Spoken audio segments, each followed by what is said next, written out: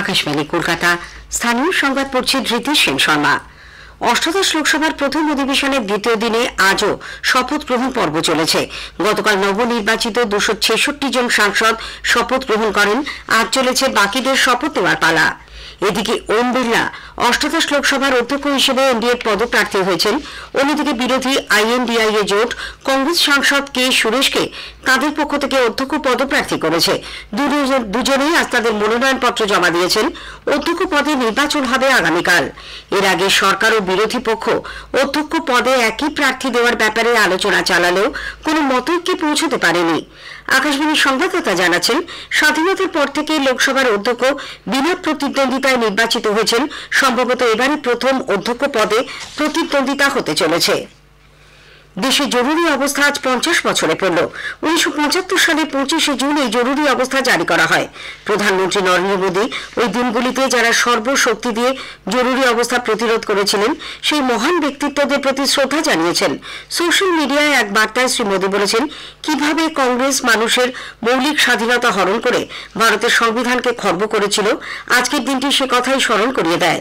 তিনি আরো বলেন, তৎকালীন কংগ্রেস সরকার গণতান্ত্রিক রীতিনীতির তোয়াক্কা না করে দেশকে কারাগারে পরিণত করেছিল। যারা ওই জরুরি অবস্থা জারি করেছিল তাদের কোনো অধিকার নেই সংবিধানের প্রতি দায়বদ্ধতা ও ভালোবাসা দেখানোর। এরাই 356 ধারা জারি, সংবাদ মাধ্যমের স্বাধীনতা হরণ করতে বিল পেশ সহ বিভিন্ন ব্যবস্থা নিয়ে প্রতি পদে সংবিধানকে লঙ্ঘন করেছে বলে শ্রী মোদী দাবি করেন। সে কারণেই দেশের মানুষও তাদের নির্বাচিত করেনি। অন্যদিকে কংগ্রেস সভাপতি মল্লিকার্জুন খার্গে জরুরি অবস্থা নিয়ে প্রধানমন্ত্রীর বক্তব্যকে খণ্ডন করেছেন। সাংবাদিকদের তিনি বলেন, ঘোষণা না করেও নরেন্দ্র মোদী যেভাবে দেশ চালাচ্ছেন তা পক্ষান্তরে জরুরি অবস্থারই শামিল।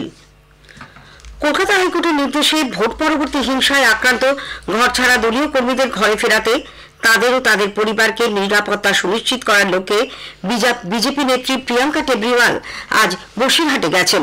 সেখানে তিনি বসিরহাট পুলিশ জেলার মিনাখা ও ন্যাজার থানায় গিয়ে পুলিশ আধিকারিকদের সঙ্গে কথা বলেন। পরে সাংবাদিকদের প্রিয়াঙ্কা বলেন, আমরা অ্যাসিওর করছি কেউ বাড়ির বাইরে থাকবে না, আপনি নিয়ে আসুন। তো ঠিক আছে, মিনাখা এখন যদি কোঅপারেট করছে মিনাখা থানা, খুব ভালো। আমাদের যারা বাড়ি ছাড়া আছে তারা বাড়ি ঢুকবে।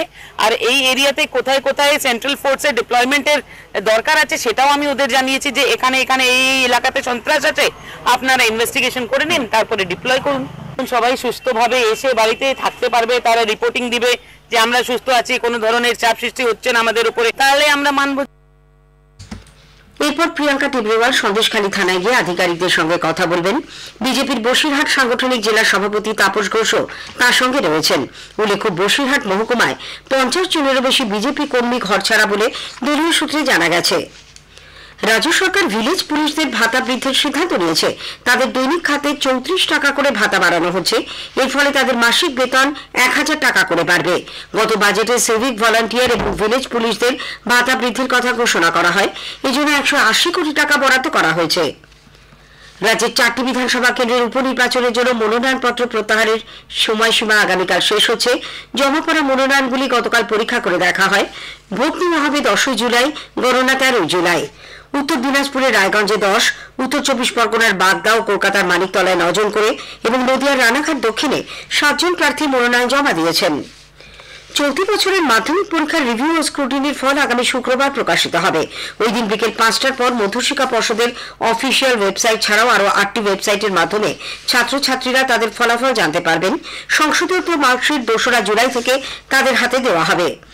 এদিকে নতুন শিক্ষানীতির প্রেক্ষিতে শিক্ষাদান ও মূল্যায়ন পদ্ধতি নিয়ে নদিয়ার কৃষ্ণনগরের রবীন্দ্র ভবনে জেলার 387টি উচ্চ মাধ্যমিকের প্রধান শিক্ষক ও কিছু সহকারী শিক্ষকদের আজ প্রশিক্ষণ দেওয়া হচ্ছে।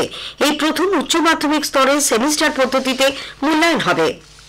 অফিসের ব্যস্ত সময় মহিলাদের যাতায়াতের সুবিধার্থে পশ্চিমবঙ্গ পরিবহন নিগম হাওড়া স্টেশন থেকে বালিগঞ্জের মধ্যে মহিলাদের জন্য একটি বিশেষ বাস পরিষেবা শুরু করেছে।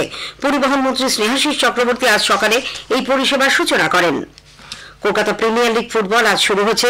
প্রথম দিনে গতবারের চ্যাম্পিয়ন মোহামেডান স্পোর্টিং মাঠে নামবে। প্রতিপক্ষ ওয়ারি অ্যাথলেটিক ক্লাব।